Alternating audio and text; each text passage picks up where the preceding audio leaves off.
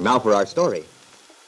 This morning, in his room at the Brown Palace Hotel in Wakefield, Nicholas Dorn sat by the window which faced the square. From where he sat, Nicholas could look across to Ben Calvert's real estate and loan office. And on the other side, a corner of David Bowman's bank was visible. Then there was the building in which Angus McKillop, Bill Meade's attorney, had his office. Landmarks. The people whose lives had indirectly affected his own. But Nicholas was not looking out of the window. He held an early edition of a Chicago paper in his hand, and now for the 10th time he reread an item there.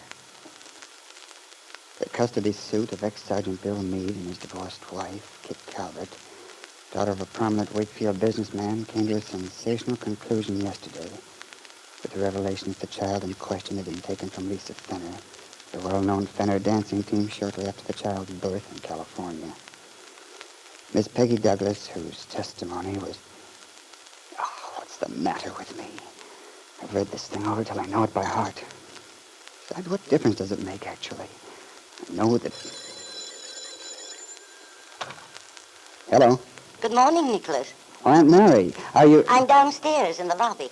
Righto. I'll be right down, Aunt Mary. Hello, Aunt Mary.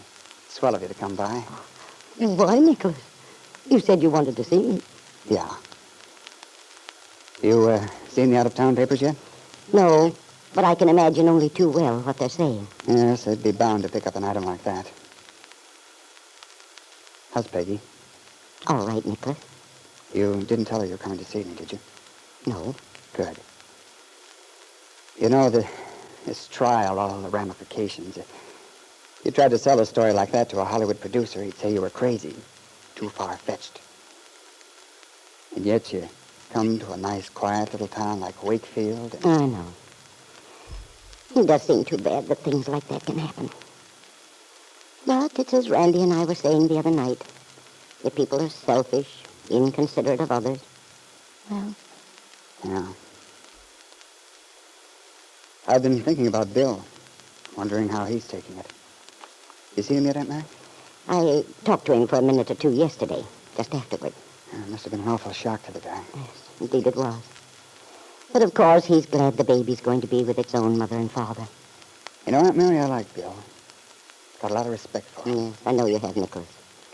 During these past months, I've admired both you and Bill, your attitude toward each other. Well, I'll admit there have been times these last few months when I wished he'd take a long trip or something, but... well, I don't feel that way anymore. Now I sincerely wish him all the best. I'm sure you do. Somehow, I have a hunch things are going to look up for him from now on. I mean, his personal life. Well, Nicholas, I don't know about that. It's hard to say what will happen. There's so many factors to be considered. I've been thinking about that, too. Thinking about Peggy. Oh, by the way, Nicholas, Peggy said something about having dinner with you tonight. She did? Weren't you expecting to?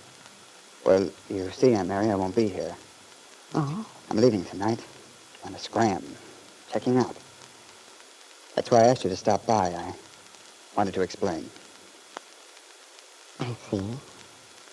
Somehow, I think you know why. And I imagine you're not absolutely flabbergasted either. Well, Nicholas, I suppose in a way I saw this coming. Yes, I felt that you did.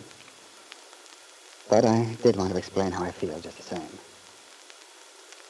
I hadn't forgotten the talk we had months ago when Peggy and I...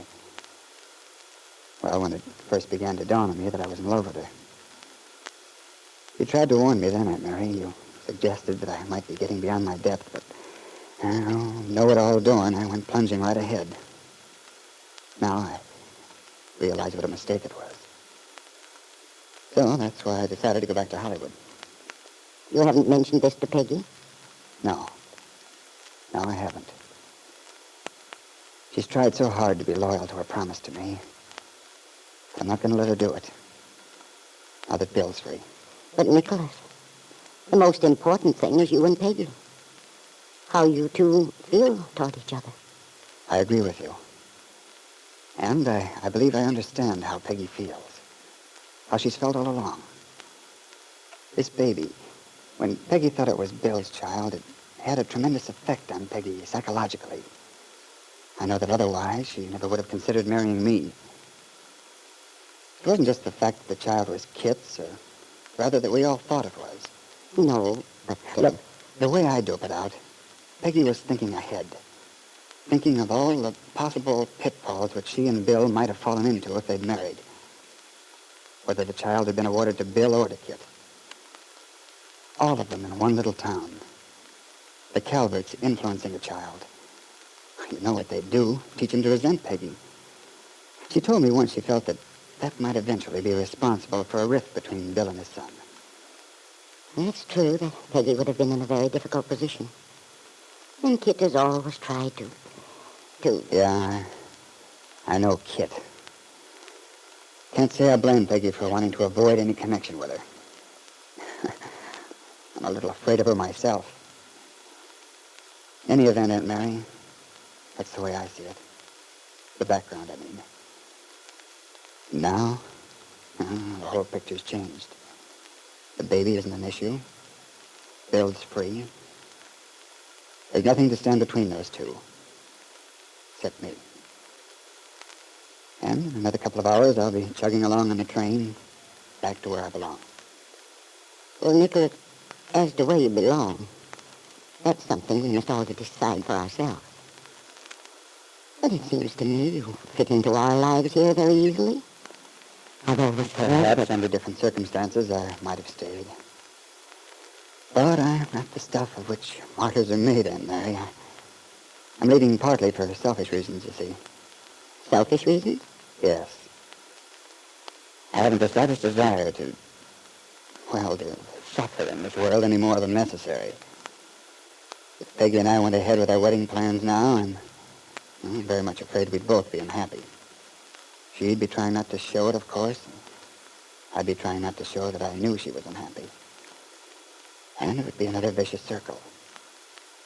And that's no good. No, certainly isn't. This way, I'll do a quick disappearing act. She and Bill will make fine music together, and that will be that. Perhaps, Nicholas. One can't be absolutely sure where human emotions are concerned. Well, I hope she'll be happy. I hope so terribly. And you watch. For once in my life, I think I'm doing the best thing for all concerned. Aunt Mary, I've written her this letter explaining how I feel as best I can. Will you give it to her for me? And if it doesn't make my position clear, will you try to tell her how I feel? Please? Yes, of course I will, Nicholas. And I want to tell you this, Aunt Mary. I don't regret one instant of this experience. Not one.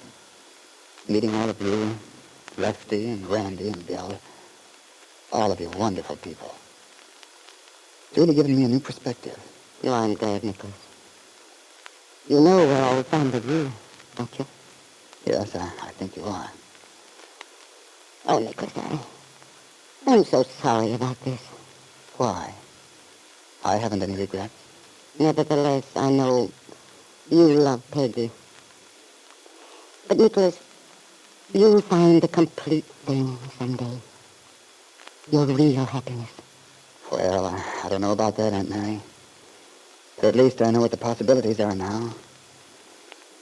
When I came here, I had a lot of half-baked, cynical ideas about love. I was afraid of it. And the joke was, I didn't even know what the word meant. I do now. Thanks to your lovely little niece. It's a lesson I'll never forget.